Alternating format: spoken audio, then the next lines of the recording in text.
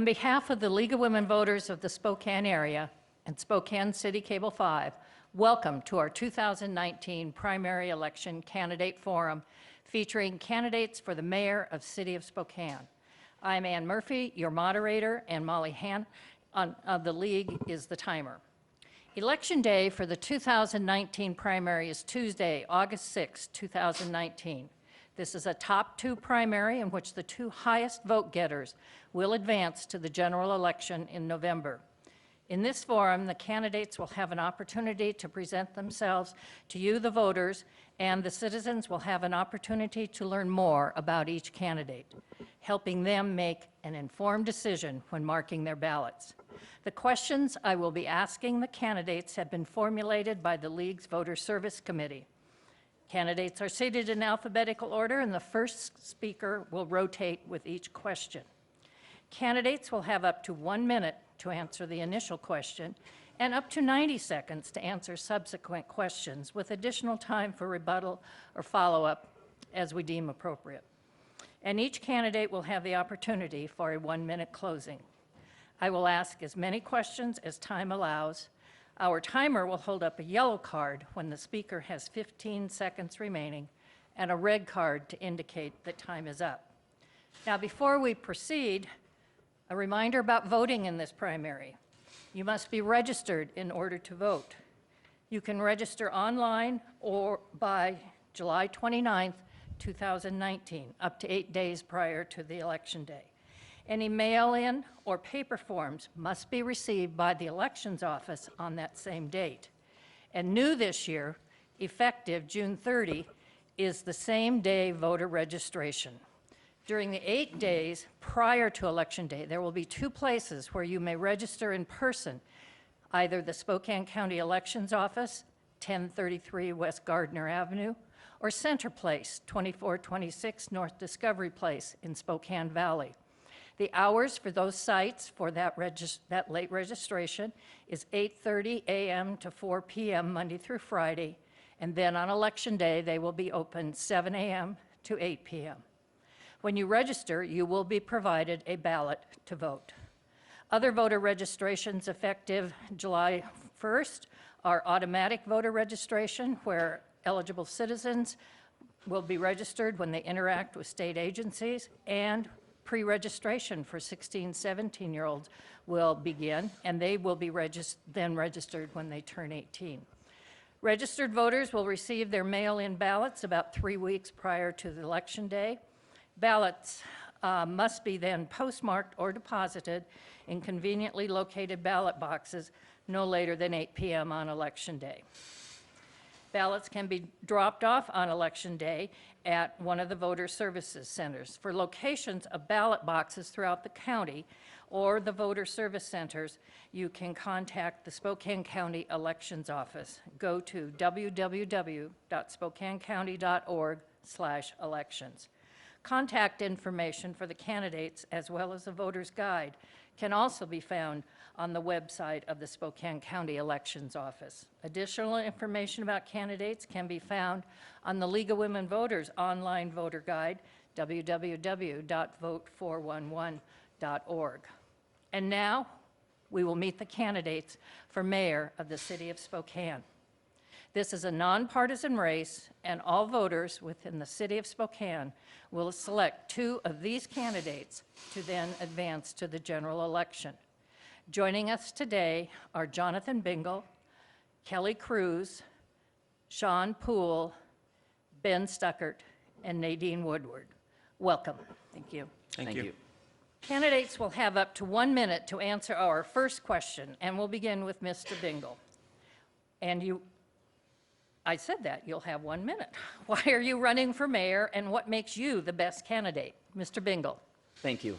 I'm running for mayor of Spokane because what I believe this city needs is a mayor who has executive experience and has the ability to disagree well. My executive experience comes from being the full-time executive of my business for the last 10 years. When it comes to a decision that must be made, there were no other people that a decision could be pushed to it rested with me, and I made those decisions, and I've made those decisions very well for the last 10 years. Our business is doing better than it ever has. Our sales more than doubled in the last year, and we're continuing to do well because we're taking the input of our employees and finding ways to implement them because they see things that we may not be able to see. So finding ways to champion them in our business and finding ways to take their ideas and making them our ideas is very important. Also, my entire life, I have been serving the community. Before politics was even on the radar for me, I have been a pastor for over 12 years. I have cared for this community and served this community, and I believe that this community deserves somebody who has always served the community and wants them to be the best they can be. Thank you, Mr. Bingle. Mr. Cruz, same question. Why are you running, and what makes you the best candidate? Yeah, I'm running because as a lifelong resident of the city of Spokane and the West Central neighborhood, I've seen some of the shortcomings in leadership in this city, particularly in neighborhoods like West Central, East Central, Hilliard, the lack of attention to help those struggling neighborhoods move up. Also, as chair of Spokane Cops, in the last year, I kind of took offense to some of the things that were done to the police. They were put in a very bad position last November with the camping outside City Hall and being asked to post a camping notice and being told we're not going to enforce it. So I bring my community volunteer leadership skills to the job, which I've been involved with around the community for over 10 years, and for which I've received 2 citizenship awards from the city of Spokane for my outstanding volunteer leadership. I also want to work with the city employees and try to bring the morale up in City Hall because I know several friends who work in City Hall and the morale has been pretty low for the last 7 years. I hope to increase morale and make more productive workers out of the city employees. Thank you, Mr. Cruz. And now, Mr. Poole. Why am I running for mayor? Aside from the fact that I love Spokane, I've been a lifelong resident. I was born and raised here. Spokane, Washington is my home. I'm a retired Army colonel. I'm an almost 27-year veteran of the fire department. For my entire adult life, I've been serving others. I have 30 years of executive level leadership experience. That's managing multi-million-dollar budgets and people. The Army taught me how to be a leader. The Army taught me how to form committees and do studies. This administration's had 7.5 years to form committees and to conduct studies. Now is the time for action. If you want a leader with 30 years of experience who makes decisions, then that's why you should vote for me. Thank you. Thank you, Mr. Poole. Mr. Stuckert. I want to first thank the League of Women Voters for hosting this forum and thank those in the audience and those watching at home. I was born and raised in Spokane, went to Spokane Public Schools, and graduated from Gonzaga University. I've managed multi-million-dollar businesses and started and ran a successful nonprofit here in Spokane. For the last 7.5 years, I've been the president of the Spokane City Council. During that time, we've had an unprecedented number of miles paved. We've seen record private growth in our economy, and we've seen crime decreasing in a downtown that is more vibrant than ever. I'm running to continue the success of the last 7 years, but also confront our challenges like the housing crisis and homelessness. I have experience with the city of Spokane, managing the budget of the city of Spokane, and have shown the ability to lead projects involving the city of Spokane.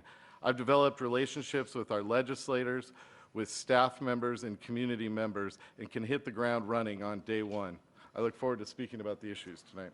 Thank you, Mr. Stuckert. Ms. Woodard. Thank you, League, for hosting this forum today. I too love the city of Spokane. My husband and I moved here 29 years ago for jobs in broadcast journalism, and this is where we decided to stay and not move to the west side where we grew up as Washingtonians. This is where we built our lives, where we raised our 2 wonderful children, and where we own a downtown business. And downtown is where we've seen an exponentially growing problem with the homeless crisis and with the level of crime. And as business owners, we grew increasingly frustrated with an out-of-touch city council. As a broadcast journalist, I've covered these issues for years as well, and grew frustrated at that level and decided to walk away from the sidelines and do something impactful for the city that I love. I don't come from a position of political experience, but I come from a position of being entrenched in Spokane issues for 28 years and in a position of public trust. I believe this election is about who you trust to be Spokane's next mayor. Thank you. Thank you, Ms. Woodard. And now we will move into questions that will drive at some of the things that you're wanting to do. And we're going to start, we'll start with Mr. Cruz, and want each of you then to in turn answer, what are your priorities for the city, and what would you change or what improvements would you make for a better Spokane? And be as specific as possible in the 90 seconds I'm going to give you. So, Mr. Cruz. My priorities in this order are addressing our property crime issue and our homeless issue. And addressing property crime, I would work with police and also our regional law enforcement because we have a drug trafficking problem in this community that's leading to the addiction on our streets. And also with homelessness, I would, from day one, bring all the homeless providers in and find out what their programs are and how they initiate them and try to get rid of the overlap, because that's where people use the overlap to stay in their situation and not get the step up that they need to be productive members or get the treatment that they may need to come back into society as productive members.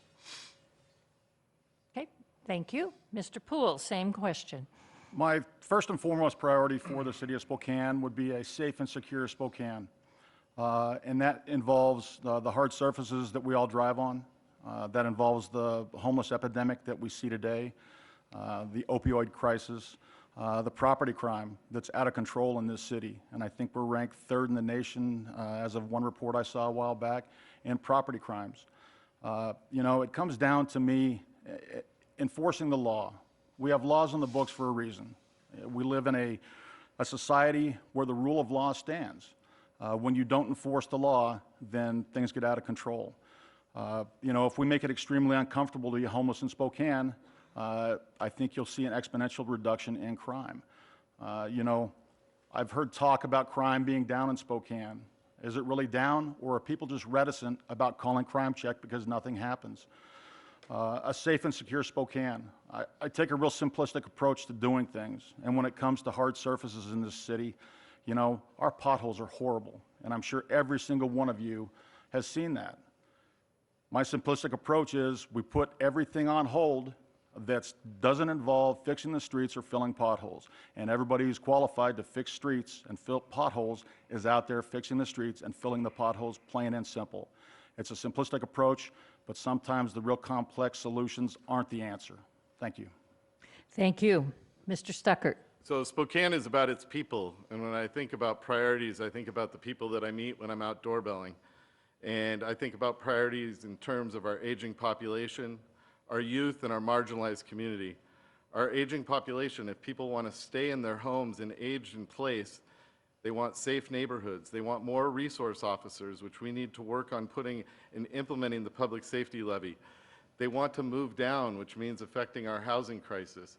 If we look at our youth, we need to support our libraries and support the partnership with our schools, continue to look for ways to offer free things like the bus passes, which have been very successful in our partnership with the schools and the parks and the libraries, and look at free pools for the kids.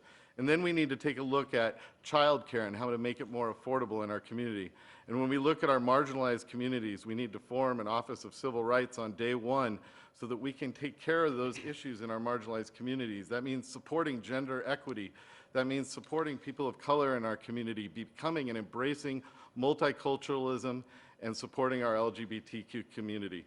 There's many, many different issues, but we're all in the same community. We need to look at all of them as priorities. Thank you. Ms. Woodard. Thank you. Public safety, number one priority. We have to make our downtown and our neighborhoods safer. I will relocate a police precinct back to the core of downtown where it used to be a number of years ago. It was moved to the intermodal station. I believe a strong police presence and officers on foot patrol create an effective diversion to crime. And I know there was an article in the paper today that talked about crime being down somewhat like 17%. In 2018, our crime was astronomically through the roof. Downtown rape was up 120%. Commercial robbery was up 300%. Commercial burglary was up 65%, and we had violent crime up 45%. That has gone down slightly. We need to do a whole lot more. I will equip our police officers to do that. In 2019, commercial burglary is still up another 45%, and we have crimes against persons up in 2018 and 2019. We have to make downtown safer. Homelessness, of course, is another huge issue. I've come to the conclusion that we're not going to solve it, but we're going to manage it, and we'll talk about that, I know, in another question. Infrastructure has to be number one as well. We're a growing city. We have to keep up with our roads. Who wants our 20-minute commute to now become a 45-minute commute? I do not support traffic calming projects and road diets. And number 3, economic development has to be a priority. In order to fund these projects that we want to do for the city, we have to have a strong, healthy base. And I will explain my economic development in another question. Thank you. I'm running out of time. Okay, and we will cover things. Mr. Bingle, back to this question as what your priorities for the city of Spokane. Yeah, my first priority is going to be filling my cabinet with a diverse group of people. So with a community as diverse as ours, what we need is we need both diversity physically and mentally. We need people who have different perspectives and different life experience than what we do to challenge our most troubling issues here in this city. We have issues that we have to face, but there is great future in Spokane. And so the only way to address our challenges properly is to have a diverse thought in your cabinet. I would fill my cabinet with a wide range of thinkers. Now, instead of politics being one or the other, I could help us to understand that things can be both and. So you can both have compassion and be, you don't have to be compassionate or legalist. You can both be compassionate and expect people to do what is right. Those are things that we're going to bring to the community. And to my cabinet, I'm going to bring diversity. When it comes to things that we're going to do, first things that we're going to focus on are making sure that our PDAs are on track to be done and as quickly as possible, because what areas in our town need, specifically Hilliard, what Hilliard needs opportunity. So instead of fighting against the county, we're going to find ways to work with the county to where we can create successful partnerships and bring new industries and new jobs to Spokane. Okay, thank you. Now we'll move into a related question. When you consider the city's many competing financial obligations and emergent needs, what are your budget priorities for the city? And tie that back to your priorities and how you would fund those priorities. We'll start with Mr. Poole. Budget priorities for the city are public safety and eliminating or reducing waste and abuse in city government. Under my leadership, I want to hire 30 more police officers, and I believe there's a way of doing it without raising taxes. I would challenge anybody out there to do a public records request and see if any department in this city was over budget in 2017 or 2018 to the tune of millions of dollars. That right there alone is enough to pay for 30 new police officers. Getting back to my initial statement, we need to enforce the law. You know, New York City, back under Rudy Giuliani in the 80s, instituted a program called Broken Windows. And part of the concept of Broken Windows was that if you enforce the most minute laws, the jaywalking laws, things like that, then criminals that are out there that want to do bad stuff will be real reticent about committing those crimes sometimes. Because if they see that, you know, the passion that the police officers have in writing a ticket for jaywalking, they're going to be extremely passionate about arresting somebody for committing a property crime. So 30 more police officers, and as Ms. Woodward said, you know, I came up with this concept over a year ago. Police officers should be walking the beat downtown. If we want a safe and secure Spokane, we need to start with the epicenter of Spokane and the jewel of Spokane, which is the downtown core. Thank you. Mr. Stuckert. So budgets, I always say, are a reflection of your values. And over the last 7 years, I've led the council in negotiations and discussions with the administration in passing responsible budgets. I believe there are 3 values that have driven our budget philosophy and should continue. And those are 1, investing in people, 2, investing in public safety, and 3, fiscal responsibility. Under my leadership, investing in people means that we voted for generational investments in the Spokane River. We've invested in the arts and culture by funding Spokane Arts. We've invested in job training programs like the Head Starts to Trades program and put significant resources into taking care of our most vulnerable. Investing in public safety. Under my leadership, we've put 52 new police officers in the field with 20 more to come next year. This has led to crime decreasing. That's what the data says. We fought to keep the neighborhood cop shops funded when they were cut and ensured that body cameras for transparency were implemented. And under fiscal responsibility, in years of record growth, like we have seen the last 4 years, it's tempting to increase your annual operational costs, and then in the long run, when you have a downturn, you have to cut.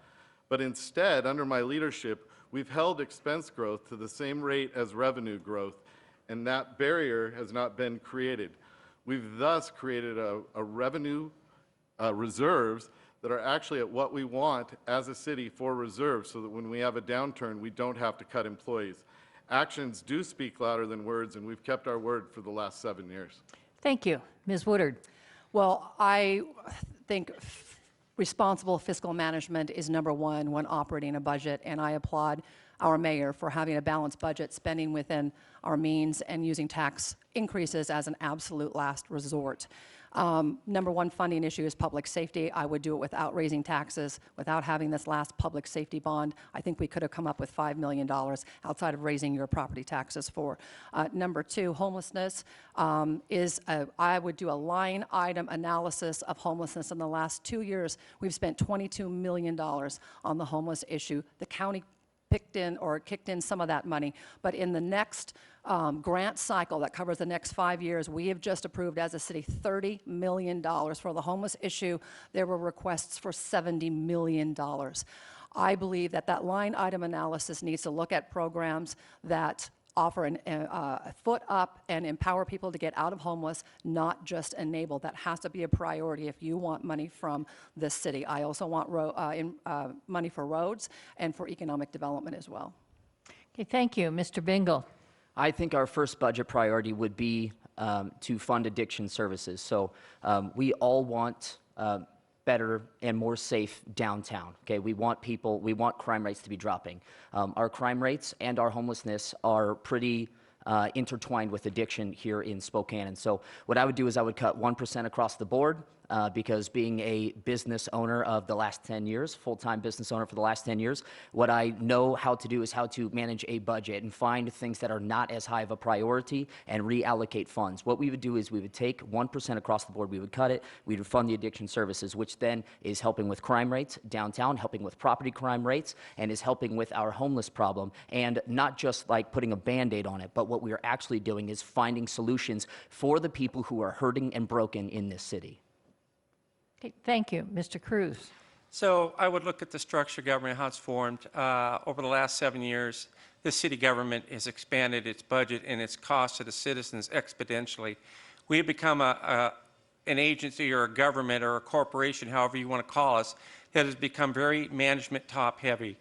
I would look at those, what's called the six-figure club in the city of Spokane, that's making $110,000 to $140,000, and I would start to look at powering those down and creating more positions for workers in City Hall. And also, I do want to go back to what we did 25 years ago, which is where we employed youth in our city in the summertime. It varies through the parks and other departments, gave them their very first job up. We have to retain our youth and give them a chance to be a part of our community instead of shutting the door and ignoring that. The other thing I would look at is as far as expenditures, and I'll give a quick example. The city is looking at purchasing a building out at Sprague and Havana for a 24/7 shelter. I don't disagree with the concept of a 24/7 shelter, but when we purchase something, we own it, and the taxpayers are responsible for maintaining and operating it. If we get a lease, we have the option and the flexibility to par that down or increase it or look for another building in the future. We're not tied to a property forever and ever and ever. Okay, thank you. And now we'll move into an area that has come up, I think, from every one of you at this point, and we want to talk a little bit more about how the city can encourage the creation of more affordable and accessible housing, especially with regard to infill and zoning decisions, and anything else you would like to respond in terms of this issue for Spokane, starting with Mr. Stuckert. Yeah, so we have a housing crisis. We have record low apartment vacancy rates. We have a 1-month supply if you take out the houses that have offers on them. And really, we need to be building more affordable housing. So we need to be dealing with the subsidy, and then we need to deal with the supply end of housing as well. And they go hand in hand. So by the subsidy end, I mean that 800 people in our community in 2018 had housing vouchers, and those housing vouchers are just as good as cash. But they couldn't find affordable housing in order to spend them on. We've cut in half the amount of money that we've gotten from the state and the federal government. So the city council spent its entire legislative session working with our legislators.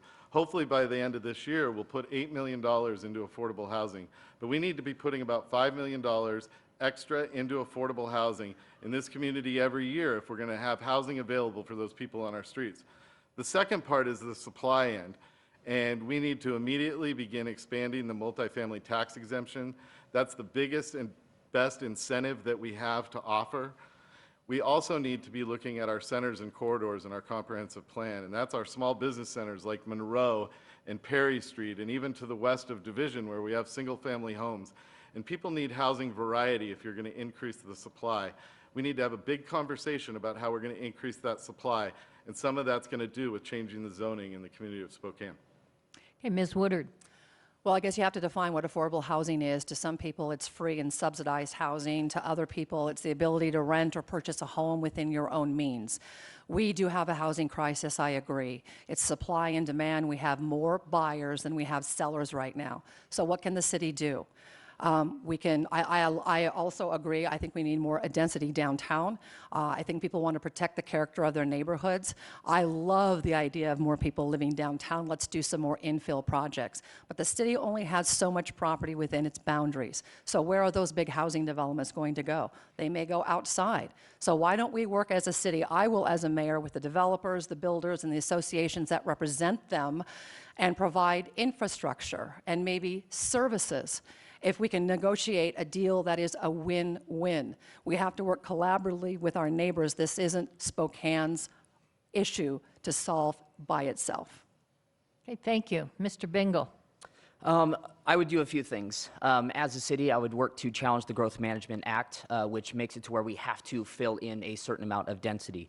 Number two, what I would do is I would finish a study that we started doing under this administration a few years back to determine how much land was available. Once we figure out how much land is available, we can determine how much we can build within the confines that we've been given until we have the ability to challenge the Growth Management Act. And once we determine how much we can build, I would encourage building and building a lot, because the reason why prices go up is because you have a greater demand than you have a supply.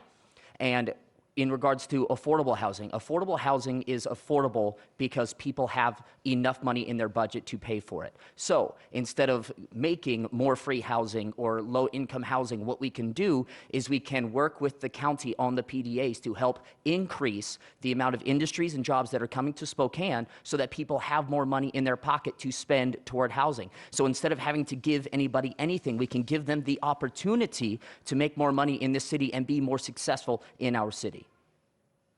Thank you. Mr. Cruz. Thank you.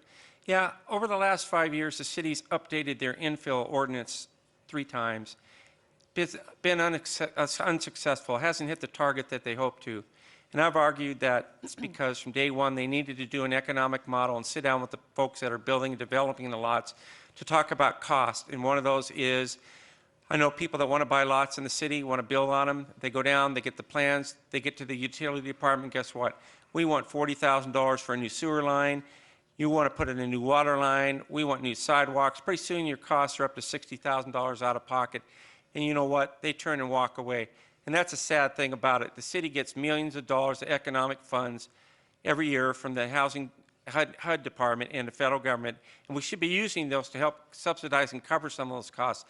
The whole idea about infill is to create houses, units, tax pies in our pie.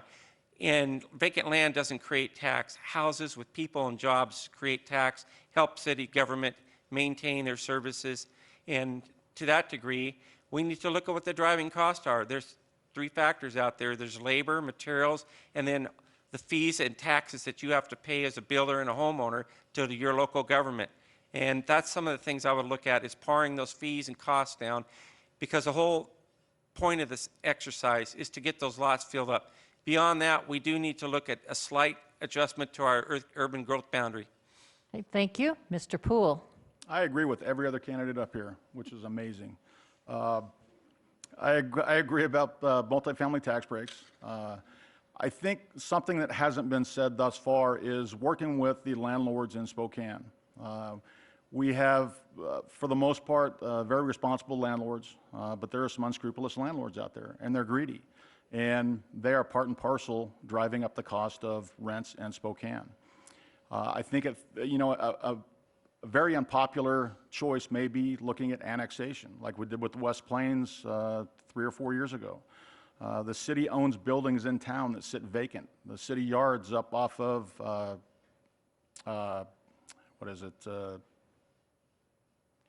Hamilton, up north by Fire Station 2. The city owns that property and it sits vacant. The city needs to invest more in multifamily dwellings to help with rent control. Thank you. Okay, thank you. Now, moving to that related issue that always comes up with affordable housing is homelessness. And as we struggle to balance and cope with the needs of the people who are homeless and the business owners and other residents, what strategies do you have in mind to address homelessness in Spokane? Starting with Ms. Woodard. Thank you. I think you have to be able And to. I'm sorry, we'll give you 60 seconds on this as the follow-up to the housing one. Oh, So- just 60 for Yeah, this? 60 on this one. Darn. Okay, well, first we have to define what homelessness is. I think homelessness is used as a label. It does not address the underlying causes. After talking with nonprofits, law enforcement, businesses, mental health services, and drug counselors, all of them define homelessness as 80% addicted and mentally ill. This is not a housing problem, this is an addiction problem. After we get the criminal homeless off the streets, I think if people are committing crimes to fuel their drug habits and they're living on the streets in a transient lifestyle, we give them two choices.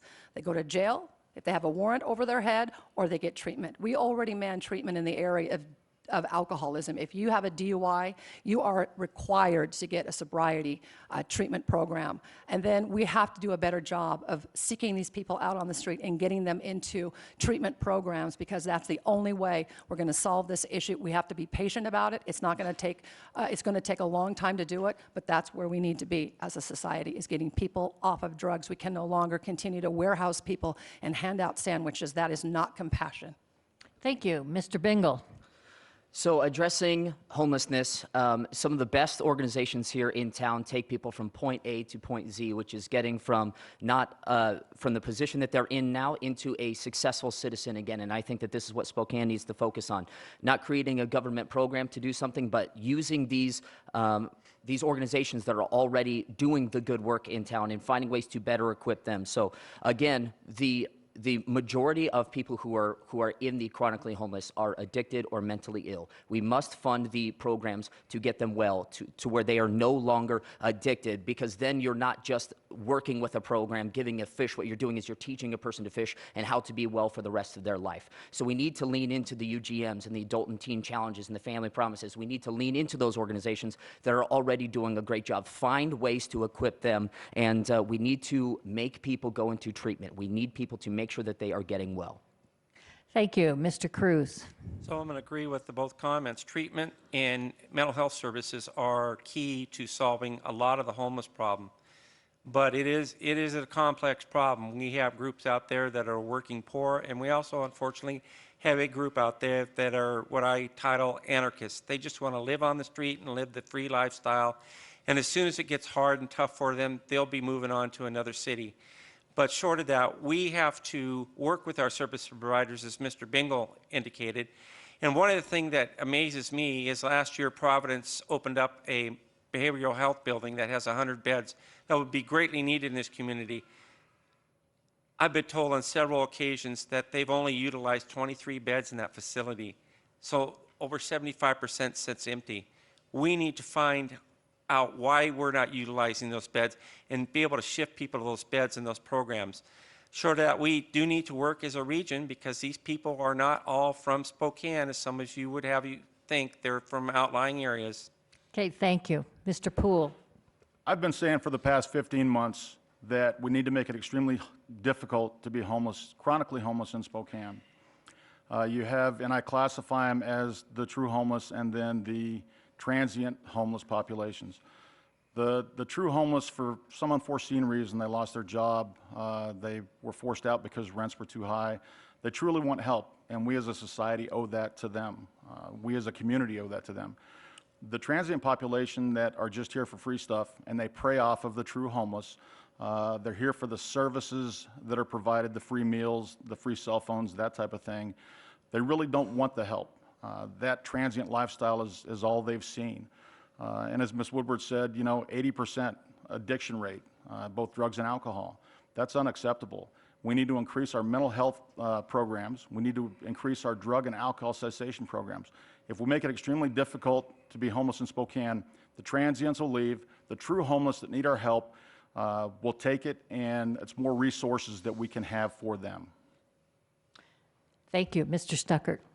Well, it's a really complicated issue, and we should start by using facts.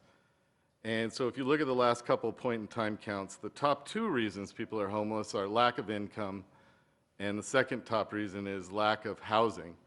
They're homeless. There's no housing available. We had 800 people in our community that had housing vouchers that could not find housing. If you start saying we're only going to fund services that then mandate drug tests so that we can either throw you in jail or throw you in treatment, the Ninth Circuit has been crystal clear that you can't enforce the camping ordinance and you can't enforce sit and lie. So if we want Riverfront Park to be a giant campground and Manitou Park and Audubon Park, then we can start forcing drug tests on people. But if we don't want camping, we need to, 1, open the shelters 24 hours. We need to actually provide services. That means somebody to connect them to addiction services, mental health services, and housing inside of our shelter system. We need to implement the public safety levy that puts 5 more officers on the ground. That's immediate, and then housing is the long-term answer. Okay, thank you. All right, well, now I want to move into some questions that deal with being in City Hall. What's the best way to handle policy differences between the mayor and the city council, and how would you accomplish this? We'll start with you, Mr. Bingle. I think this is one of the areas where I really excel, is finding what the other person is trying to accomplish and melding it with what we're trying to accomplish. So when you sit down and you listen to a person, number one, what you need to do is you need to be quick to listen and slow to speak. So you need to listen to understand, not just to hear what they're saying, not to rebut what they're saying, but listen to understand, because we'll find that on most of the issues we agree on a lot. And so if we can find what we are trying to accomplish together, we can move in the same direction. And so even if we disagree, you can understand that that person is coming from a good heart, from a place where they want to make Spokane better. So to better increase our working relationship, what a mayor needs to be able to do is a mayor needs to be able to listen well and understand what they're trying to do, take the best of what they're saying, take the best of what you're saying, and create a program that works for everybody.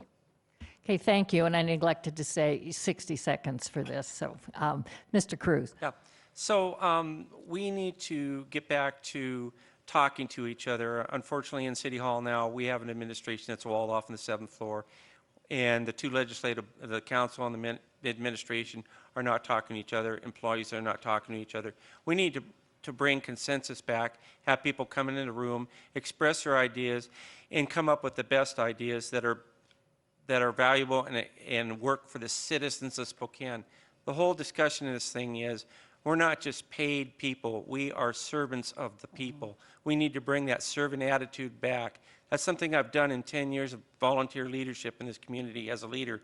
Listen, listen, listen, and then bring those ideas that work for everybody out and employ those. Thank you. Mr. Poole. I've only been involved in politics for a short time, a little over 15 months. And the one thing that I've learned in politics is it's ugly and nasty and divisive. The second thing I learned in politics is that you need to be able to listen to everybody. Everybody's opinion is valued. Everybody has good ideas. It's a matter of sitting down at the table and coming to a consensus as far as what's best for Spokane. If the council and the mayor have the same vision in mind, and they should have the same vision in mind, which is what's best for everybody in Spokane, then sitting across the table from each other with dialogue that's not divisive is going to be huge. Okay. Mr. Stuckert. So I wasn't aware that the meetings I have every 2 weeks with the mayor and cabinet members didn't happen, but different branches of government exist to hold each other accountable. And tension in government is natural. But 98% of the ordinances we've passed over the last 7.5 years and projects that we funded have been unanimous votes supported by everybody in City Hall, but the 2% gets pressed sometimes. But I think what's important is what we've accomplished over the last 7 years. Investments in our libraries with new buildings coming soon, investments in Riverfront Park. Please check out the new carousel, our ice ribbon, a revitalized Sprague Avenue with over 12 new businesses, a walkable Monroe with new businesses. The North Bank, when we invested in the Riverfront Park, is now booming. Economic growth on the West Plains. I want to continue that success, and the actions of the last 7.5 years have shown that we do it together. Thank you. Ms. Woodard. I think we need to grow up. I think we need to be able to work together, listen, to build policy based on common sense, consensus, and consistency. Right now, we have a war between our city council and our mayor's office. Not a lot is getting done. We have an imbalance on our city council, 6-1. We had far greater success when we had more balance on our city council, and that resulted in healthy, strong debate on issues.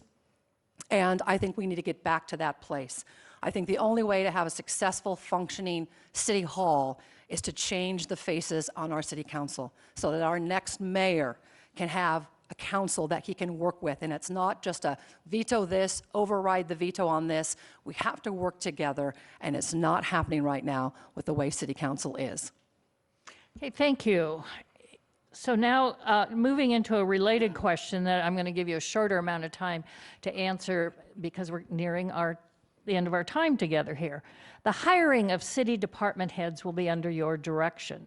What criteria will you use to hire the best person for each job? And 30 seconds on this one.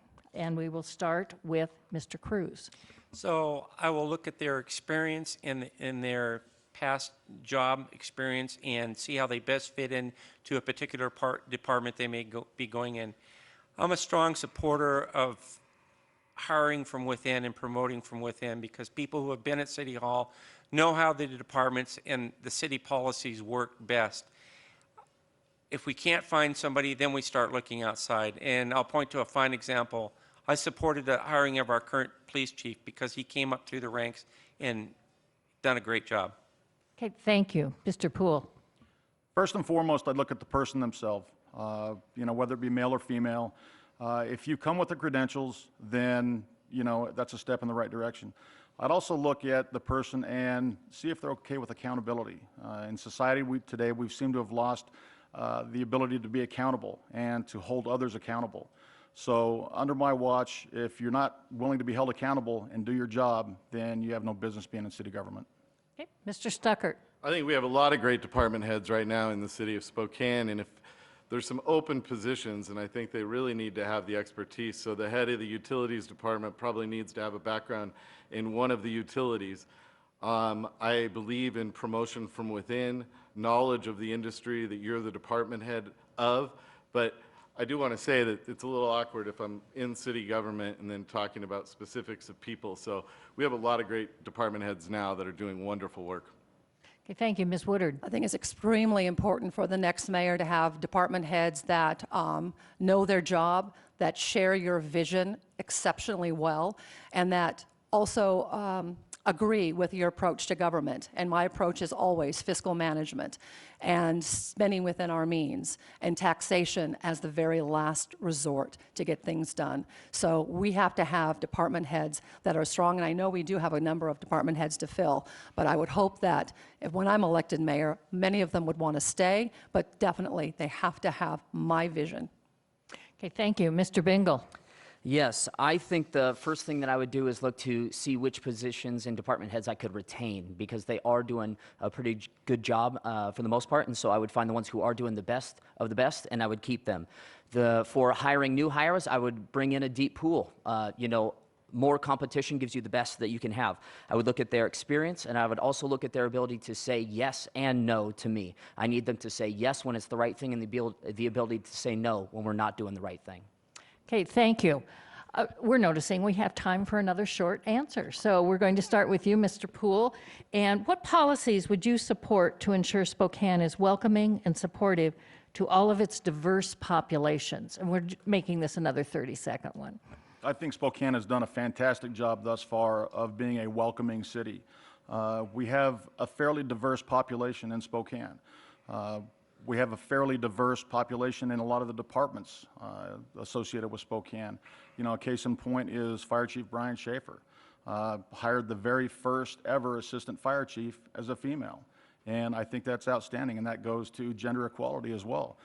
So I will continue the policies that the city of Spokane has already adopted that make this a welcoming city and welcoming for everybody. Thank you. Mr. Stuckert. So we have seen hate crimes increase in our area since 2016. The N-word painted on the Martin Luther King Jr. Center and swastikas at the Sailor School. We need to be known as a multicultural center, not somewhere close to northern Idaho. We have the opportunity, and on day one, we'll form the Office of Civil Rights. We have what's called Title 18, which is our Human Rights Code, and it hasn't been fully enforced. And on day one, we can create that so we can talk about discrimination in housing, in employment, and enforce the city's Human Right Code. Okay, Ms. Woodard. I think strong economic development that will bring in diverse jobs, will bring in diversity. The Office of Public Instruction shows that our elementary schools in Spokane Public Schools already have a 30% non-white population because of the refugee programs that we have. If that trend continues, we'll see more diversity. We don't have a lot of diversity, but we can do as a city a better job of celebrating the cultural differences that we have. We have Hispanics, Asian, Native Americans, and African Americans, and those celebrations of their culture and traditions, we can do a better job as a city to collectively to celebrate those traditions. Thank you. Mr. Bingle. I think what I would do is, again, with my cabinet and with my inner circle is, again, I would hire a diverse group, because then we wouldn't need to create any new positions because my cabinet is filled with diversity. And I think I do this very well. I champion diversity. I am endorsed by a diverse group of people. Those in the minority know that they are important to me and to this city. Okay, thank you. Mr. Cruz. So, yeah, we do have a ways to go on diversity through our law enforcement, through our fire department, and hiring people at City Hall. And the one group that seems to be underrepresented is our youth in our community. They don't have a voice. So one of my first things will be to bring in a commission or a youth organization similar to the Chase Youth Commission that used to be here in City Hall. I would make them advisory to the mayor on youth issues, and they would propose legislation to the council on youth issues. We need to give our young people a voice in this community. Okay, thank you very much. And now we will go to your closing statements. You will each have up to 1 minute for that closing statement, and we will start with Mr. Stuckert. So thank you very much, everybody, for being here. I'm the only candidate with business, nonprofit, and experience at the City of Spokane. I'm ready to start on day one. Spokane is on the upswing, and we're not about one issue in this election, but it's about what the vision is of the future of Spokane. My vision is of a walkable community that has revitalized small business centers all over town, and I ask for your support. Thank you. Thank you. Ms. Woodard. Well, I believe this election will determine and define who we are in at least the next generation.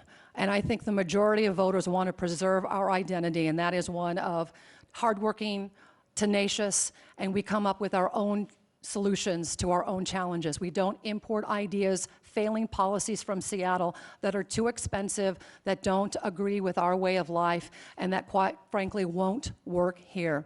You know, they say the journey to 1,000 miles begins with one step. I've taken that big step.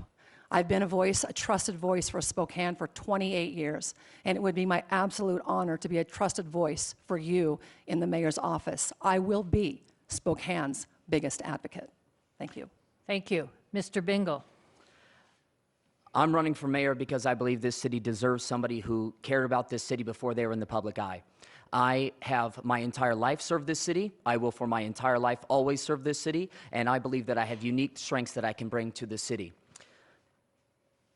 Many people here have experience of writing checks or running a business, but it wasn't necessarily their own business. When they were writing checks, it wasn't their money, it was my money. When I cared about employees, I cared about them with my money, with my hard work, and I worked to see that they were successful as well, because their success is my success. There is an idea of pushing up people. I believe that when you work to make those around you successful, they will also work to make you successful. And if we as a city work to make each other successful, we can all be successful. And I believe this mayor, or this city, deserves a mayor who champions that idea. Thank you. Mr. Cruz. So outside of Council President Stuckert, I'm the only candidate who has extensive institutional knowledge of City Hall and the policies and how the departments work, because I've done that for 10 years from a neighborhood level, from chair of Spokane Cops, working with not only the police, but the council and the administration on public safety issues. So I bring that skill set, and what I alluded to earlier, my citizenship award, that was given to me by the city, not once but twice, for my leadership skills. I also think that we need to move forward. We need to grow. We have the opportunity to grow like we haven't done in the last 100 years. We are in the gateway to being a major trading corridor once the North-South Corridor gets finished, because that's an international trade route. And we have the PDA, which is a Public Development Authority, Northeast, which has languished for the last 7 years. We need to be start pumping some money into that and some better backing into that, because that's our gateway to trade in Canada. Thank you. Mr. Poole. First off, I'd like to applaud every single candidate sitting up here. It's not easy sitting up here under the lights and cameras, answering hard questions. If you want somebody with 30 years of executive level leadership experience, then vote for me. If you want somebody that has given their entire adult life to Spokane and to this nation, vote for me. If you want somebody who's going to hold people accountable and actually look at giving tax breaks to Spokane citizens, then you can vote for me. I love this city, like I said before. I love this area, and this will always be my home. It always has been my home. We have some unique challenges, and I think I'm the right person for the job. Thank you. Thank you. And thank you to all of our candidates, Jonathan Bingle, Kelly Cruz, Sean Poole, Ben Stuckert, and Nadine Woodard. Join me in thanking all of them for being here.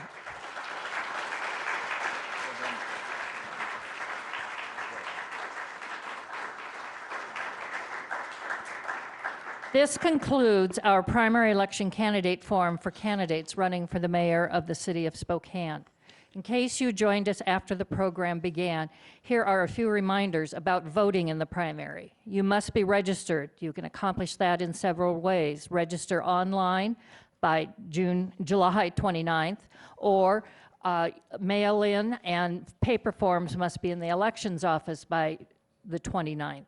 Effective June 30 this year is our same-day registration act that allows you to register up to the day of election at one of two sites, the elections office at 1033 West Gardner or Center Place in the Spokane Valley. Hours to be able to do that, Monday through Friday, are 8:30 to 4, and then 7 a.m. to 8 p.m. on election day. When you register, you will be provided a ballot to vote. Other voter registration changes are automatic voter registration and pre-registration for 16, 17-year-olds. Registered voters will receive their mail-in ballots about 3 weeks prior to Election Day, and those ballots must be postmarked or deposited in our ballot boxes located throughout the county no later than 8 p.m. on Election Day, which is August 6th, 2019. For locations of those ballot boxes or the voter service centers, you can access that information at the Spokane County election site, www.spokanecounty.org/elections. Contact information for candidates as well as a voter's guide can be found there as well as on the League of Women Voters online voter guide at vote411.org. The League of Women Voters of the Spokane area is a nonpartisan political organization encouraging informed and active participation in government, influencing public policy through education and advocacy. We invite you to visit our website at lwvspokane.org for more information. So on behalf of the League of Women Voters of the Spokane area, thank you to all of these candidates for their participation in this forum, and thank you to our viewing audience who has the willingness to learn more about these candidates and their issues. We hope this forum has helped you in making an informed decision when you cast your ballot by Tuesday, August 6th. Thank you for joining us.